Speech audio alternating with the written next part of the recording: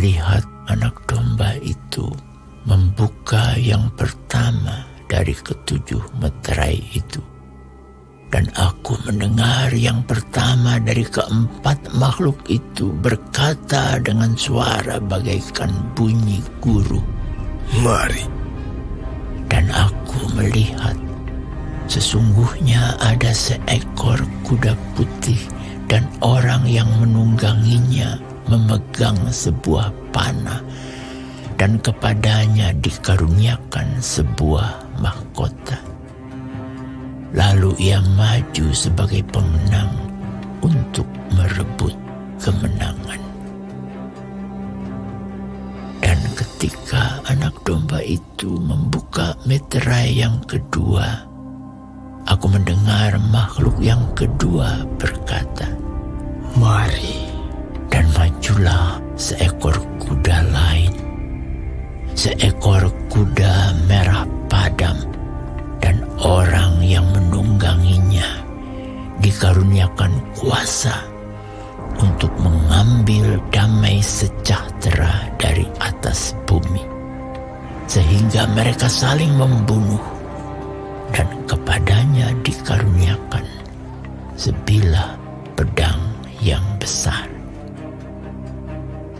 Dan ketika anak domba itu membuka meterai yang ketiga, aku mendengar makhluk yang ketiga berkata, "Mari." Dan aku melihat, sesungguhnya ada seekor kuda hitam, dan orang yang menungganginya memegang sebuah timbangan di tangannya. Dan aku mendengar seperti ada suara di tengah-tengah keempat makhluk itu berkata, "Secupak gandum sedinar dan 3 cupak jelai sedinar. Tetapi janganlah rusakkan minyak dan anggur itu." Dan ketika anak domba itu membuka meterai yang keempat, aku mendengar suara makhluk yang keempat berkata, "Mari." Dan aku melihat, sesungguhnya ada seekor kuda hijau kuning, dan orang yang menungganginya bernama Maut, dan kerajaan maut mengikutinya. Dan kepada mereka diberikan kuasa atas 1/4 dari bumi untuk membunuh dengan pedang, dan dengan kelaparan dan sampar, dan dengan binatang-binatang buas yang di bumi. Dan ketika anak domba itu membuka meterai yang kelima, aku melihat di bawah mezbah jiwa-jiwa mereka yang telah dibunuh oleh karena firman Allah dan oleh karena kesaksian yang mereka miliki. Dan mereka berseru dengan suara nyaring, katanya, "Berapa lamakah lagi, ya penguasa yang kudus dan benar, engkau tidak menghakimi dan tidak membalaskan darah kami kepada mereka yang diam di bumi?" Dan kepada mereka masing-masing diberikan sehelai jubah putih, dan kepada mereka dikatakan bahwa mereka harus beristirahat sedikit waktu lagi hingga genap jumlah kawan-kawan pelayan dan saudara-saudara mereka yang akan dibunuh sama seperti mereka.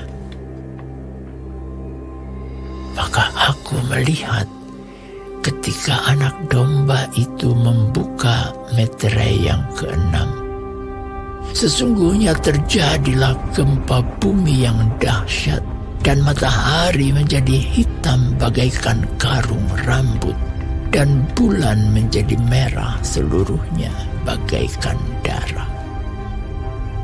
Dan bintang-bintang di langit berjatuhan ke atas bumi bagaikan pohon ara menggugurkan buah-buahnya yang mentah apabila ia digoncang angin yang kencang. Maka menyusutlah langit bagaikan gulungan kitab yang digulung, dan tergeserlah gunung-gunung dan pulau-pulau dari tempatnya.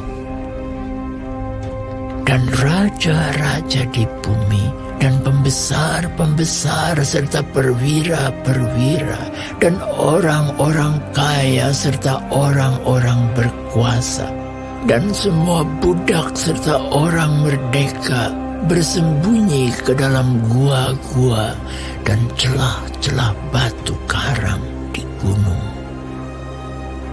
Dan mereka berkata kepada gunung-gunung dan kepada batu-batu karang itu, "Runtuhlah menimpa kami, dan sembunyikanlah kami terhadap Dia yang duduk di atas tahta dan terhadap murka anak domba itu. sebab sudah tiba hari besar murka mereka, dan siapakah yang dapat bertahan?"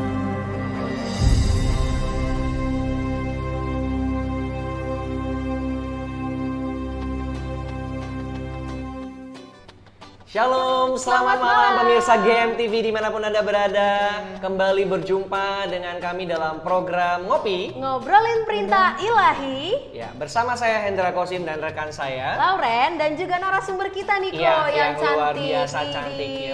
Masih muda. Muda banget. 7 tahun. Ada Ibu Sri Sutarti ya, atau yang kita kenal dengan Ibu Ibu Hadi. Ya, apa kabar Bu? Luar biasa baik. Luar biasa Ibu ya. Tetap sehat terus, tetap semangat ya Bu. Iya. Bahkan juga malam ini bisa bersama-sama dan kita untuk ngobrolin hal-hal yang lagi viral ya. Betul. Ya. Dan jangan lupa kok, kemarin kita udah ngerayain Hari Buruh. Oh iya bener ya, tanggal 1 Mei kemarin ya. Tepat itu kita memperingati May Day ya, Hari Betul. Buruh. Ya. Jadi kami segenap kru GMTV dan juga narasumber hari ini mengucapkan selamat Hari Buruh. Kiranya doa kita setiap buruh-buruh bahkan pekerja-pekerja yang ada di Indonesia boleh semakin sejahtera ke depannya. Amin. Ya, jadi hari ini Bing kita bahas apa sih sebenarnya? Setelah tadi kita udah nonton video kita yang singkat banget tadi Singkat tentang ya? singkat tentang Wahyu 6. Iya. Nah, kita tanya nih, berarti kan Bu, langsung aja nih kita masuk ya. Langsung Oke. tembak aja. Oke. Berarti kan Durasi ya, durasi. Iya. Nah, berarti kan Bu, kita kan berarti membuka 7 meterai. Iya. Nah, meterai yang pertama itu kan berbicara tentang kuda putih. Iya. Kuda putih itu kan kalau kemarin Lauren baca-baca, Iya. itu kan kuda putih itu berbicara tentang ada yang bilang anak domba yang datang menggunakan Kuda kuda, putih. iya berkuda. Ada juga yang berkata antikris. Antikris. Jadi yang mana yang benar gitu? Mungkin orang-orang yang baca ini sedikit abu-abu jadinya Bu ya. Mungkin Iya. Ibu bisa kasih penjelasan. Iya. Sebenarnya seperti Sebenarnya apa sih? yang mana gambarnya sih, mana gitu. sih Bu yang benar gitu. Ya. Kalau kita baca sedikit firman itu ya, kita di 2 itu dia si penunggangnya itu memegang sebuah panah dan kepadanya dikaruniakan sebuah mahkota, lalu ia maju sebagai pemenang dan merebut kemenangan. Kita lihat itu sebetulnya ada yang bicara bahwa itu adalah Tuhan Yesus. Padahal kalau kita melihat di dalam Wahyu 5 ya, Wahyu 5 Berarti mundur satu ya, pasal. mundur satu pasal ya, sebentar ya. Kita lihat mundur dari satu pasal. Oh, sebetulnya sorry. Ini kita lihat bahwa di ayat 1, maka aku melihat di tangan kanan dia duduk di atas tahta sebuah gulungan kitab yang ditulis di sebelah dalam dan di sebelah luarnya dan dimeterai dengan 7 materai. Dan di situ di surga maupun juga itu boleh dikatakan geger karena apa? Mereka tidak ada satupun yang dapat membuka meterai itu. Ya, jadi tidak ada satupun yang dapat membuka, sehingga waktu itu Yohanes penulis dari firman Tuhan ini dia sangat sedih sekali ya, sangat sedih sekali karena berarti kalau meterai itu tidak ada yang buka berarti ada rahasia yang tertutup selamanya ya, gitu. Nah, tapi terbuka. maka tidak terbuka, tapi bersyukur karena ada yang dapat membuka ya, itu maka dikatakan kamu jangan menangis sebab singa dari Yehuda yaitu tunas Daud telah menang sehingga ia dapat membuka gulungan itu. Jadi berarti tunas itu apa, singa dari Yuda siapa? Tuhan Yesus. Jadi muda. jelas dan tunas dari Daud itu Tuhan Yesus yang Yesus yang membuka. Berarti yang di dalam Meterai. di dalam meterai itu not Jesus. ya bukan Yesus ya, dia Clear bukan ya. Clear, sudah clear ya. ya. Berarti Itu itu bukan Yesus, antikris. itu adalah antikris ya. Itu antikris. Dia memang pakai mahkota, oke? Ya. Ya, dia pakai mahkota. Kita lihat ya. Mahkota yang dipakai antikris itu berapa mahkotanya itu? Satu ya, satu mahkota. Sebuah mahkota. Mahkota. Beda kalau kita lihat di dalam Wahyu 19 ayat 11 sampai 13 itu sama-sama dia memakai jubah putih, dia mahkotanya banyak ya. Dia namanya firman Allah. Nah, itu jelas itu Tuhan Yesus. Ya. Jadi ini kalau dibandingkan dengan Wahyu sama-sama kuda putih tetapi mahkotanya banyak, itu Tuhan Yesus ya. Kalau yang Ya, itu sebuah, yang setia, yang benar bukan. itu Tuhan Yesus. Ya, yang ini bukan Tuhan Yesus karena Mahkotanya dia cuma sebuah. ya, mahkotanya juga sebuah dan senjatanya apa? Kalau senjata yang di dalam Wahyu 19 itu senjatanya dia pedang. Ini Pedang panah. roh, ini panah. Berbeda Nah, ya. berbeda. Maka kalau kita lihat di dalam Efesus ya, itu di Efesus 6 itu ayat 16 itu kan kita harus menggunakan pelengkap senjata Allah. Di Pedang antara roh ya, kita Bu? harus bukan pedang roh. Bukan. Kita harus menggunakan perisai iman Oh. untuk menahan panah api dari iblis. Jelas panah itu bukan senjatanya Tuhan Yesus, tapi senjata iblis. Ya jelas itu antikris kan, Panah ya. kawannya Oke. iblis. Mungkin Jadi jelas lebih jelas itu, ya, Bu, ya? lebih jelas Jelas ya, sekali. jelas. Bagus sekali kayaknya ya. Oke. Nah, kita masuk ke meterai yang kedua saat dibukakan. Itu apa itu kok? Materai kedua itu kuda merah padam. Nah, ya. Nah, Penunggangnya itu di situ melambangkan perang dan kematian ya. Ada kekerasan, ada pembunuhan ya. Kita jelas di situ. Dan sebetulnya kalau kita melihat di Matius 24 ya, itu di Matius 24 itu akan ada perang bangsa, tadi kamu bangsa melawan bangsa ya Iya. toh? Kemudian dikatakan kerajaan melawan kerajaan. Terus kemudian ada suku lawan suku. Iya, betul. Nah, itu ada peperangan, ada gempa bumi, di mana ada kelaparan. Ini sebetulnya kalau kita lihat di dalam Wahyu ini benar-benar saya lihat itu penggenapan daripada apa yang telah ditulis oleh Matius ya, itu ya. Jadi di situ ya memang dari dulu ada perang. Betul. Tetapi kan judulnya itu permulaan akhir ya, akhir zaman. Akhir zaman. Di situ kan diterangkan itu loh tandanya. Tapi itu baru permulaan. Jadi ya kita lihat ada pembunuhan. Nah, kita sekarang kan lihat pembunuhan itu mungkin tidak seperti yang zaman dulu. Orang gampang sekali bunuh ya toh? Orang gampang bunuh ya. Mungkin utang 2.000 bisa bunuh ya toh? Jadi itu di situ ada ya kasih di Matius 24 itu kasih manusia semakin dingin. Nah gitu kan, dikasih manusia semakin dingin, benar-benar kasih sudah tidak ada lagi di bumi ini ya. Dan kita lihat juga itu tadi kan ada kematian secara fisik ya. Tapi ada lagi kematian secara mental. Jadi kita lihat bahwa anak-anak melalui gadget, nah itu bisa Pembunuhan secara karakter dan mental. Oke, kita akan lanjut ke kuda-kuda selanjutnya ini kok. kuda-kudaan yang pastinya. Iya, bukan kuda-kudaan. Oke. Tapi setelah yang Komersial satu break ini. berikut ini.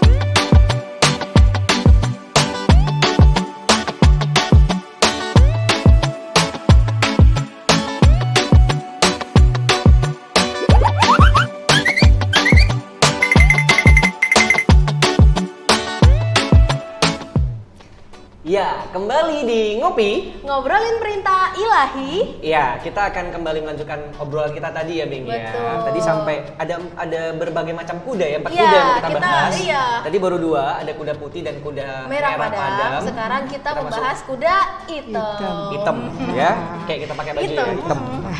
Kuda hitam, hitam. Nah, kayak itu bicara mengenai kelaparan. Kelaparan. Ya, kelaparan. Penunggangnya memegang timbangan.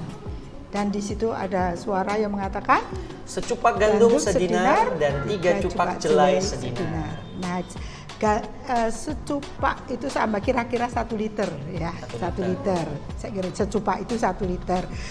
Jelai itu sebetulnya kayak gandum, tapi ini biasanya dimakan oleh orang miskin. Itu ya, jadi barley. jelai ya, Berarti barley, levelnya di bawah gandum levelnya ya? di bawah gandum. Ya itu. Dan sedinar itu 1 upah orang bekerja dalam satu hari.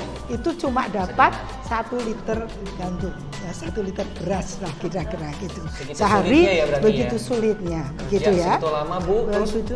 upahnya cuma 1 Cuma dinar, sedinar, cuma bisa beli 1 liter. ya, Wow. dimakan sendiri. Iya. Kalau yang makannya banyak ya. Iya. Tapi kalau untuk seluruh keluarga ya kita Kayak kita memang Bu makannya banyak Bu. kita Lihat aja bodinya Nggak cukup. tambun. jadi kita melihat bahwa betapa sulitnya kehidupan itu ya. Itu juga kalau kita lihat ini juga pengenapan di dalam Matius 24 tadi, Ya. di mana ada kelaparan ya, ada perang tadi, ada kelaparan. Nah kelaparan. kemudian tapi ada perkataan jangan rusakkan minyak dan anggur. Nah ini sebetulnya ini sedang berbicara mengenai juga karena wabah ini, maka kita lihat juga ini kelanjutannya juga ada global kemiskinan ekonomi ya di sini. Iya, Global itu resesi ekonomi. ya, resesi ekonomi. Nah di situ anak-anak Tuhan juga dapat merasakan ya, anak-anak Tuhan juga bisa merasakan itu. Tetapi dalam dikatakan tadi jangan rusakkan minyak dan anggur, ini dalam arti rohaninya gitu ya. Minyak bicara apa? Pengurapan. Ya, pengurapan itu bicara artinya kita memang anak-anak Tuhan untuk supaya jangan dirusakkan itu tadi, artinya tetap dalam perlindungan, kita harus menjaga pengurapan. Ya, artinya bagaimana pengurapan kita bisa memenuhi hati kita itu memang harus ada hubungan intim dengan Tuhan. Nah, kemudian kalau anggur, kita kenal anggur itu ya sebagai lambang darah Yesus juga, anggur juga lambang sukacita, lambang kehangatan. Maka kita bagaimana itu kita harus benar-benar menjalin hubungan yang intim dengan Tuhan, ya, menjalin hubungan yang intim dan jangan pernah tinggalkan dengan namanya kasih mula-mula. Dan justru hari-hari ini kita harus lebih lagi untuk apa? Hidup melekat pada Tuhan. Ya seperti di dalam Mazmur 91 itu, kalau dalam perlindungan Tuhan itu syaratnya harus melekat. Kalau bukan kita cuma minta perlindungan tanpa melekat, tidak akan mungkin terjadi. Ya, jadi itu kita memang harus ada hubungan intim dengan Tuhan, ada kehangatan dengan Tuhan, tetap jaga kasih mula-mula. Sebab kalau kita tidak jaga kasih mula-mula, firman Tuhan mengatakan betapa dalamnya kamu jatuh, maka kita harus bertobat. Jadi ini benar-benar loh, kita lihat bahwa kayaknya semua ini adalah penggenapan daripada Matius 24 itu ya, itu tanda-tanda akhir zaman. Maka ini kita harus berhati-hati. Ini baru permulaan loh. Ya, ini permulaan sudah serem. Ya, apalagi nanti kalau sudah masuk ke sangkakala atau cawan murka Allah. Ya itu kita harus tahu bahwa itu sangat mengerikan. Oke? Bu, saya ada satu pertanyaan ketika tadi Ibu ngomong tentang anggur itu kan bicara kehangatan, kedekatan kita dengan Tuhan. Bicara kan kita juga belum pengangkatan, otomatis juga kita masih hidup di dunia dan ada yang berkeluarga, ada yang punya relation. Berarti ada relevansinya nggak Bu kalau misalnya kehangatan juga kita saling memperhatikan sesama kita? Kalau dunia kan tadi Ibu bilang kehilangan kasih, semakin dingin. Apakah mungkin sebagai anak Tuhan kita tetap jaga kehangatan ini juga pesan di situ selain sama Tuhan sendiri Bu? Loh ya jelas kok. Kalau Tuhan itu memang terlebih dalam keluarga. Keluarga itu adalah suatu lembaga yang pertama Tuhan ciptakan. Nah itu memang kita harus mengasihi keluarga itu Dan kalau keluarga juga kemudian ke saudara kita ya seiman kan, baru kita juga keluar. Memang harus, karena kita wajib hidup seperti Kristus hidup. Itu kalau wajib hidup seperti Kristus hidup, ya kita di situ Tuhan harus satu, mengasihi Allah nomor satu dulu, ya toh, baru yang kedua mengasihi sesama seperti diri kita sendiri. Dan itu. Jadi kalau kita sudah mengasihi Tuhan, nggak mungkin kita tidak mengasihi sesama. Ini satu penekanan ya Bu ya. Iya, Maksudnya iya. dalam artian kan keadaan susah nih. Orang kan pasti walaupun anak Tuhan, kita kan daging kita kuat banget nih. Pasti ya aku dulu dong, yang penting aku dulu gitu kan. Ini kan pengingat juga buat kita Bu sebagai anak Tuhan, berarti bahwa ini tetap harus kita jaga. Ya Bu, tetap Gak ada gitu. excuse. Ya, tetap harus, karena kalau kita mengasihi Tuhan, kita dikatakan itu tidak mungkin kita mengasihi Tuhan kalau kita membenci sesamanya atau kita tidak mengasihi sesamanya. Bukti mengasihi Tuhan itu juga diantara kita mesti ada menunjukkan kasih terhadap sesama. Amin. Amin ya. Oke. Selanjutnya kita langsung lanjut ke kuda-kuda selanjutnya kan. Yang terakhir nih ya, kuda Kuda keempat yang ya. terakhir. Belum ke akhir ini. Oke.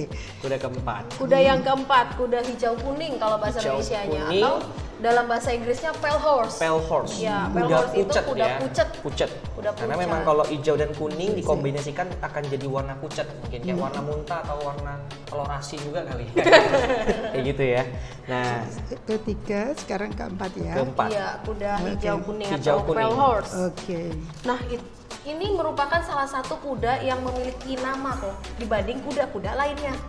Jadi kuda ini namanya kuda maut. Apa tuh Bu kira-kira hubungannya kuda ini? Apa karena warnanya pucat terus seperti mayat dan namanya Ya, jadi mungkin, maut? mungkin Atau gimana ada gitu? hubungannya Bu. Nah, dan di sini penunggangnya itu bernama Maut, dan dikatakan dan kerajaan Maut mengikutinya.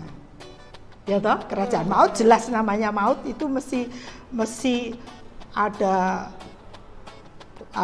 pembunuhan, ya toh, ada kematian. Ya pasti ada itu. Bahkan wabah saat dia diberi kuasa 1/4 dari bumi ini, dikatakan demikian. Jadi di situ ada yang yang 1/4 itu diantaranya itu membunuh dengan pedang, ya, kemudian dengan sampar, ya, kemudian dengan kelaparan, dan kemudian dengan binatang buas di bumi ini. Ya, jadi saya melihat di sini memang kalau membunuh dengan pedang kita jelas saling membunuh, ya, dan kita akhir-akhir ini kita bisa melihat bagaimana orang membunuh manusia, sepertinya dia berbuat bakti pada Tuhan. Akhirnya banyak terjadi pembunuhan, ya, terlebih akhir zaman ini, terlebih akhir-akhir juga ini, karena di mana ada kelaparan saya lihat orang membunuh orang juga banyak sekali kan di jalan penjamret, kepepet ekonomi. Nah itu bisa itu. Dan di samping tadi dikatakan pembunuh oleh karena perang, ya. Dan sampar ini pandemi bisa jadi, ya. Sampar juga bisa saja itu mungkin karena ini kan seperti jenis pandemi gitu loh, ya. Jadi misalnya pandemi, dan kemudian ada kelaparan, itu tadi sudah dikatakan, dan juga dikatakan ada binatang buas yang di bumi. Tetapi kami pernah dengar juga, mungkin ya di sini kalau binatang itu kayaknya ada, itu mesti binatang buas, entah mesti diceritakan itu entah kayak macan, ya, apakah itu kayak singa gitu, ya, mesti itu. Tapi ini kan cuma dibilangin binatang buas. Tidak dideskripsikan itu apa. Nah, maka kemungkinan kalau sampar itu bisa aja lokal, bisa misalnya demam berdarah, ada sebagian itu sedang wabah di situ gitu. Tapi di sini ada dikatakan ada binatang buas yang di bumi ini yang tidak lagi cuma per lokal, ini seluruh bumi mengalami itu bisa juga ini global, ini bisa ini bicara mengenai virus, kemungkinan begitu, ya, virus corona ini, karena belum pernah kita melihat kejadian seperti ini. Nah, jadi bisa saja karena penulisnya itu juga tidak bisa nerangkan binatang apa. binatang yang dia lihat mungkin ini jenis seperti ini mungkin juga dia bisa katakan itu sebagai binatang buas itu ya kayak. Berarti bisa dikatakan benar kalau COVID ini ada hubungannya sama kuda ini ya, kuda yang terakhir ini. Lah ya, maut kan? Penggenapan. Ya, itu Jadi penggenapan membawa maut. maut itu. Jadi itu Oke kok, kita akan lanjutin lagi ke segmen yang ketiga setelah berikut ini.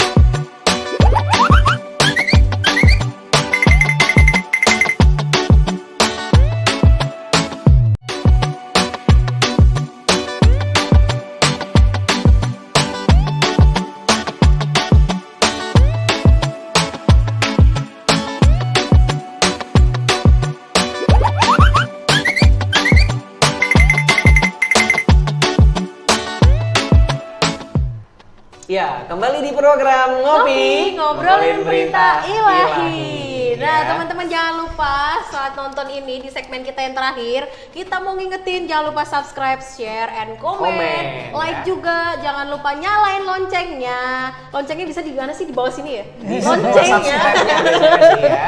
Tujuannya supaya nanti kalau kita ada update konten yang baru, atau ada Update. info yang baru, Teman-teman langsung semua tahu bisa dan Iya. pertama-tama orang yang tahu. Dan teman-teman buat yang mau nanya juga boleh nih nanya di kolom komentar kita.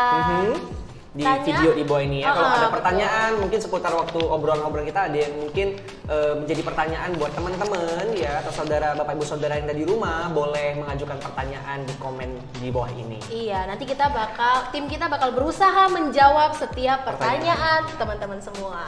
Iya. Lanjut kita Ini fokusnya setelah di dengan kuda-kuda yang tadi, Empat ada kuda yang 4 terakhir, kuda. ya. Kita Kita lanjut masuk ke materai yang kelima. Tentang apa Ya. itu kok? Tentang apa? Kita baca dulu Baca ayatnya. dulu. Oh iya. Ya, di Wahyu 6 ayat 9. Boleh. Dikatakan demikian. Dan ketika anak domba itu membuka materai yang kelima, aku melihat di bawah mezbah jiwa-jiwa mereka yang telah dibunuh oleh karena firman Allah dan oleh karena kesaksian yang mereka miliki. Gimana tuh, Bu? Nah, jadi di sini kan zamannya Yohanes itu dia juga melihat bahwa banyak orang-orang yang mati dibunuh itu di bawah mezbah itu, dikatakan begitu. Nah, kalau kita coba dibaca yang lainnya enggak ya. Jadi di situ ketika itu Tuhan bilang bahwa waktu dia minta biasanya jiwa-jiwa, karena dikatakan nyawa orang itu terletak di dalam darahnya. Maka ketika orang itu dibunuh, darahnya itu bisa berteriak, ya, bisa berteriak seperti darah Habil itu kan dia berteriak, minta Betul. keadilan. Di Kejadian ya. Dan beda dengan darah Tuhan Yesus ya. Kalau darah Tuhan Yesus itu waktu darahnya tercurah, dia meminta pada Bapa, ampuni mereka. Hapuskan. Ya, ampuni mereka karena mereka tidak tahu apa yang diperbuat. Beda darah dari manusia itu minta keadilan. Nah, kalau waktu itu darah itu si orang-orang di bawah mezbah itu kan mati dibunuh karena Injil. Iya, karena Nah, di situ tentang Yesus bersaksi, ya, Bu, ya. tapi Tuhan katakan nanti dulu kalau sudah cukup jumlahnya. Gitu. Nah, kalau di zaman Yohanes waktu di Pulau Patmos itu Tuhan memberikan penglihatan seperti itu. Berarti sebetulnya kalau kita pikirkan mesti sekarang mezbah itu sudah hampir penuh, mungkin cukup ya, entah 99% kita nggak tahu ya, kita nggak tahu ya, kita nggak tahu. Jadi itu akan dipenuhkan, dan memang kita juga harus tahu ya bahwa orang membunuh manusia ya, terutama anak-anak Tuhan itu dikatakan. Maka Tuhan juga pesan ya di dalam Yohanes 16 ayat 1 sampai 3. Semua ini kukatakan kepadamu supaya kamu jangan kecewa dan menolak aku. Kamu akan dikucilkan, bahkan akan datang saatnya bahwa setiap orang yang membunuh kamu akan menyangka bahwa dia berbuat bakti pada Allah. mereka akan berbuat demikian karena mereka tidak mengenal baik Bapa maupun aku. Jadi karena mereka tidak mengenal Bapa atau juga tidak mengenal Tuhan Yesus, dia pun sebetulnya dia juga akan membenci dari pengikut-pengikut Kristus. Maka kita lihat sendiri kan jumlah ini pasti sudah banyak diterpenuhi karena ya di bom sana, bom sini. Ya, kemudian yang dipotong itu ya itu semakin banyak. Nah, berarti semakin dekat penuh itu di tempat mezbah itu orang yang dibunuh ya, jadi dibunuh. Nah, itulah. Jadi kira-kira ya, oke. By the way ya, Bing, sebelum kita terusin lagi mungkin di meterai ke-6 ya. Mungkin dari tadi penonton di rumah tuh nyaksiin ini, denger ini kok seram amat ya omongan kita ya kayaknya ya. Ini pengen cepet-cepet dipanggil Tuhan kali ya. Kayak gitu ya. Belum waktunya ya. Sebenarnya kita ngobrol ini bukan untuk nakut-nakutin, bukan kita lagi ada segmen kismis ya, kisah-kisah misteri nggak gitu juga ya. Cuma ini sebagai pengingat kita, reminder kita supaya hari-hari ini kita boleh semakin bergaul karib dengan Tuhan ya. Kita lebih harus berjaga-jaga. Betul. Dan sebetulnya kita bersyukur karena apa yang ditulis Matius itu digenapi kayaknya di meterai-meterai ini. Betul. Jadi artinya firman Tuhan itu ya dan amin. Ya dan amin. Setiap orang yang percaya itu kepercayaan kita nggak jadi sia-sia. Nggak sia-sia. Dan itu memang sudah digenapi. Betul. Beberapa ini sudah banyak digenapi. Itu loh. Janji Tuhan yang ditertulis itu tadi dikatakan itu baru permulaan. Dan permulaan. Garis bawahi. Permulaan. Nah, tapi kita harus bersukacita loh. Bersukacitanya apa? Kita di saat ini kita sudah nyicipi bagaimana baru permulaan aja kayak gini. Apalagi kalau nanti sudah sangkakala, sudah cawan murka Allah itu dicurahkan, kayak apa? Sudah tidak ada orang yang tahan.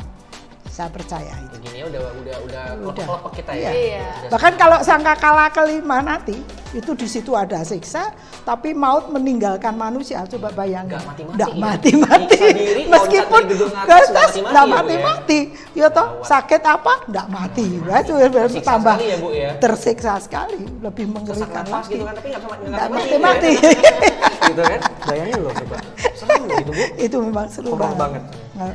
Ya, walaupun serem-serem gini kok kita harus ingat kalau masih ada Tuhan. Ya, makanya kita tetap harus berjaga-jaga, harus kembali kepada kasih yang mula-mula. Tetap mengasihi Tuhan, harus itu. Ya, kita harus benar berjaga karena kedatangan Tuhan itu seperti pencuri. Jadi kita tidak tahu kapan. Itu. Makanya mau tidak mau harus berjaga-jaga. Berhenti membenci orang lain. Ya toh? Berhenti berzina, berhenti. Ya, semua dosa berhenti, stop. Ya, supaya jangan ketinggalan. Oke. Kita melekat semua. Oke, Tuhan. Oke. Oke, kok masih ada meterai? Masih ada. Kayak gue kayak tukang pos ya, Iya, masih ada meterai. Meterai masih ada. Boleh dong. Mau yang berapa? 6.000? 4.000? Kita masuk ke meterai yang ke-6. Ya. Kalau ini sih udah gamblang dan jelas kita ketahui. Kalau meterai ini sudah sering sekali, bahkan sekarang masih ada terjadi. Iya. Belakangan mungkin kejadian ya. Gunung mana tuh? Gunung mana tuh yang meletus tuh? Gunung yang apa sih yang ada getaran, ada suara ledakan yang di daerah Jawa sampai sekarang belum dipastiin ya. Tapi itu katanya bukan anak Krakatau. Bukan ya? Bukan katanya. Kita kan nggak tahu nih. Jadi itu bunyi apa nggak tahu, atau mungkin orang sebelah lagi bangun terus sejabodetabek mendengar gitu. Kita nggak tahu. Gimana tuh Bu tentang meterai ke-6? Ke meterai ke-6 itu kalau kita baca di situ dikatakan matahari akan menjadi hitam, ya. Bulan akan menjadi merah, seluruhnya bagaikan darah, bintang berjatuhan di bumi kayak pohon ara yang masih muda dioyak gitu loh, berjatuhan. Kita bisa bayangkan kalau bintang ya kayak itu jatuh di bumi kayak apa ya toh. Kemudian langit ini akan menyusut seperti gulungan kitab yang digulung, dan gunung-gunung dan pulau-pulau akan bergeser dari tempatnya. Sebab ini juga sebetulnya sudah digenapi itu sebetulnya. Kalau saya waktu kemarin adik saya di Australia, dia ngomong bahwa selisih waktu perbedaan waktu Australia sama Indonesia dulu itu 4 jam, sekarang 3 jam. Ini berarti kan geser dekat ke Indonesia, ya itu. Mungkin saya pernah kalau tidak salah, tapi ini benar apa salah ya, kiblat itu juga pernah berubah. Bisa geser. Iya, itu benar. Jadi berarti itu ada perubahan dari tanah ini, itu ya, terutama lempeng-lempeng ya di bumi ini ya. Nah, inilah ya, semoga kita semua, bagi kita yang orang percaya, jangan sampai kita masuk ke dalam cawan murka Allah ya, tapi kita harus lebih lagi bersungguh-sungguh ya, karena hanya orang yang setia dan pemenang itu yang boleh masuk di sana ya. Tetapi kita juga sangat bersyukur. Bersyukurnya gimana? Kalau kita lihat di dalam Wahyu 3 ayat 10 ya, Wahyu 3 ayat 10 ya, sebentar ya. Kalau kita lihat di Wahyu 3 ayat 10 itu Tuhan bicara dengan jemaat di Philadelphia ya. Itu jemaat yang tidak ada, Tuhan tidak satu pun menegur di situ, itu yang boleh dikatakan yang berkenan. Karena engkau menuruti firman-Ku untuk tekun menantikan Aku, maka Aku pun akan melindungi engkau dari hari pencobaan yang akan datang atas seluruh dunia untuk mencobai mereka yang diam di bumi. Jadi kalau kita memang menjadi gereja yang berkenan di hati Tuhan, pasti kita tidak akan masuk di dalam pencobaan itu. Ya, pencobaan seperti itu. Ini baru meterai. Ya, itu aja sudah kayak gitu. Ya. Tapi kita lihat. Ya, karena Allah tidak dikatakan 1 Tesalonika 5 ayat 9, karena Allah tidak menetapkan kita untuk ditimpa murka.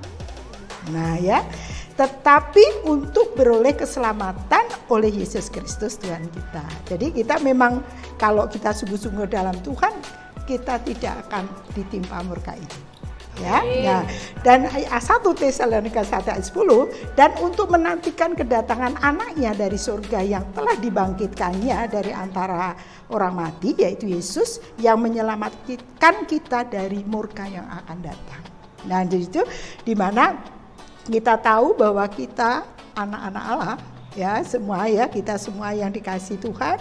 Kalau kita lihat di dalam 1 Tesalonika 4 yaitu ayat 16 sampai 17, maka orang yang mati di dalam Kristus itu akan dibangkitkan lebih dulu.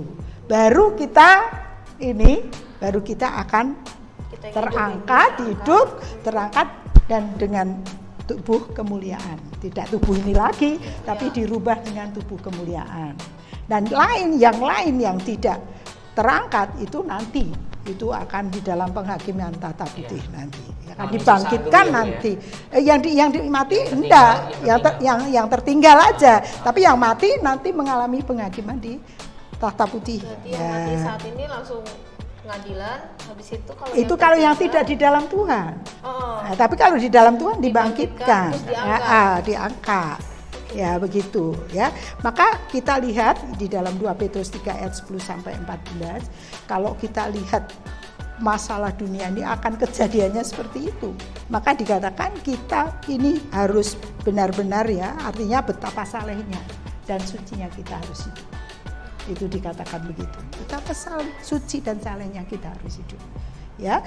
Dan juga dikatakan di ayat 12, yaitu kamu yang menantikan dan mempercepat kedatangan hari Allah, pada hari itu langit dan akan binasa dalam api, dan unsur-unsur dunia akan hancur karena nyalanya. Kita anak-anak Tuhan yang mempercepat seharusnya untuk Tuhan datang di bumi ini. Caranya gimana kita dipercepat? Yaitu kita harus mengambil bagian, yaitu amanat agung. Ya, kita harus memberitakan anugerah, bahkan itu nanti memberitakan Injil. Dan karena Injil harus sampai ke seluruh dunia, semua orang harus mendengar, ya harus mendengar. Tapi ini bukan berarti kristenisasi ya, bukan. Tetapi supaya semua orang dengar berita anugerah. Soal orang mau menerima atau tidak, itu tidak urusan mereka. Jadi bagian kita menyampaikan. Ya, menyampaikan, karena kita lihat di dalam Wahyu 5 tadi ya, ayat berapa itu, 9 kalau tidak salah, itu dikatakan bahwa Tuhan Yesus itu anak domba Allah yang disembelih, itu telah membeli setiap suku, kaum, bahasa dan bangsa. Itu dibeli. Jadi sebetulnya semua orang sudah dibeli untuk diselamatkan. Tapi tinggal orang itu mau atau tidak. Ya, karena dikatakan kalau kita ingat di Yohanes 3 ayat 16 bisa Yesaya 16. Karena begitu begitu besar besar kasih Allah akan dunia ini. Ya, sekian karena anaknya tunggal. Supaya barang siapa percaya pada dia tidak binasa. Tapi kalau orang yang tidak percaya berada di dalam hukuman gitu loh. Jadi itu harus kita yakini bahwa memang dia adalah akulah jalan dan kebenaran dan hidup. Ya, ada seorang pun nggak sampai Bapa kalau tidak melalui aku. Banyak jalan, belum tentu benar, belum tentu hidup. Tapi Tuhan mengatakan aku adalah kebenaran, ya, akulah jalan, kebenaran dan hidup. Dan kemudian kita lihat itu juga kita harus genapi di penggenapan. Kita sebetulnya sedang dalam jalan penggenapan ini. Karena melalui ini dulu mungkin kita bicara cuma sekelompok kecil kita bisa bicara. Tapi melalui ini banyak orang akan dengar. Ya, ini kan berarti mempercepat. Di mana supaya Tuhan cepat datang. Kalau itu bergantung anak-anaknya sendiri. Ya, makanya ini sebetulnya saya percaya ini juga boleh dikatakan dengan adanya ini justru sekarang dunia semakin banyak yang mendengar tentang Yesus. Ya, itu Tuhan dan Juru Selamat satu-satunya. Oke. Dan kalau kita lihat ya di dalam Wahyu 7, jadi meterai ke-7 itu tidak ada di Wahyu 7. Itu kan 6 harusnya 7. Ya, karena di Wahyu 7 itu anak-anak Tuhan harus mau ditandai dulu, dimeterai dulu sama Tuhan, ya. Oke, kita lanjutkan nanti. Oke. Dimeteraikan dulu, boleh dilanjutkan langsung aja, Bu? Oh, boleh. Oh, macam terakhir. Oke. Dan di Wahyu 7 ayat 1 sampai 3, ya, ini kita lihat bahwa kita lihat di surga itu, di situ itu Wahyu Wahyu 7 yang ayat 9 itu, daripada itu aku melihat sesungguhnya suatu kumpulan yang besar, orang yang tidak terhitung jumlahnya, banyak dari segala bangsa, suku, kaum, bahasa, berdiri di hadapan tahta, di hadapan Anak Domba, memakai jubah putih dan memegang daun palem di tangan mereka. Itu di hadapan. Itu kira-kira apa ini? Ini berarti orang-orang itu orang-orang yang sudah mengalami pengangkatan dan puji Tuhan, baru nanti meterai ke-8 ya, ayat 1 meterai ke-7 dibuka dan itu siap 7 malaikat memegang sangkakala. Nah, itulah kembali murka Tuhan akan turun gitu ya. Nah, itulah kira-kira mungkin Bu Adi sampaikan, saya bergetar loh dengarnya. Bu Adi, saya dengar Bu Adi ngomong aja tuh saya bergetar juga sih. Kira-kira saya masuk nggak ya diangkat? Loh, jangan sekira, makanya kita gini aja, tetap taat aja. Apa yang Tuhan mau kita lakukan, oke, gitu loh. Ngerti enggak usah mikir jauh-jauh. Tuhan cari orang yang taat aja. Dan belajar, disuruh Tuhan kata, belajarlah padaku karena aku lemah lembut dan rendah hati. Itu aja harus belajar sama Tuhan itu. Amin. Kita harus jaga untuk tetap rendah hati di hadapan Tuhan dan juga sesama. Dan kita juga harus lemah lembut. Artinya lemah lembut itu kita manusia yang mudah dibentuk. Kalau diberitahu jangan ngeyel gitu loh. Tahu kan ngeyel? Dari acara ini loh. Itu kesimpulannya taat. Melekat sama Tuhan. Melekat pada Tuhan. Tetap harus jaga kasih melawan ya, supaya tidak begitu, supaya jangan jatuh terlalu dalam di dalam dosa. Oke. Ya, puji Tuhan, kita percaya dan kita sangat berharap kita bisa masuk dalam perjamuan kawin anak domba. Oke. Bersama-sama Tuhan di surga. Karena kita sebagai imamat rajani juga ingat, kita sebagai imamat yang rajani, kita sebagai imam di mana kita berdiri sebagai intercessor. Jangan lupa kita untuk berdoa juga untuk kita negeri ini. Gitu ya? Karena doa kita, doa syafaat kita itu ditampung kalau kita lihat di dalam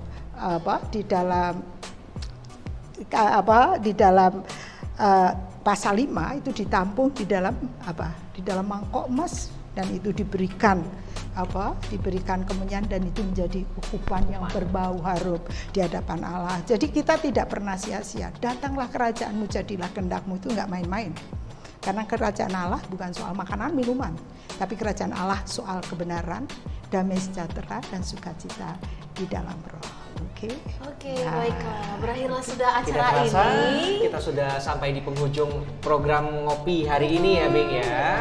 Dan tentunya juga kita berterima kasih kepada Bu Hadi yang sudah menyempatkan diri untuk boleh ngobrol sama-sama kita dan juga Iya, berbagi kepada sharing. pemirsa yang ada di rumah. Iya, Tentunya kita benar. ketemu lagi minggu depan ya. Iya, betul. Bing. Jangan lupa ya untuk Subscribe, like, komen, dan jangan lupa nyalain loncengnya. ya, saya Hendra Kosim, Saya Lauren dan Dan narasumber kita. Ibu Hadi. Hadi. Kami pamit undur diri. Sampai jumpa. Bye. Jangkau jiwa sampai Tuhan Yesus dapat. memberkati. Amin.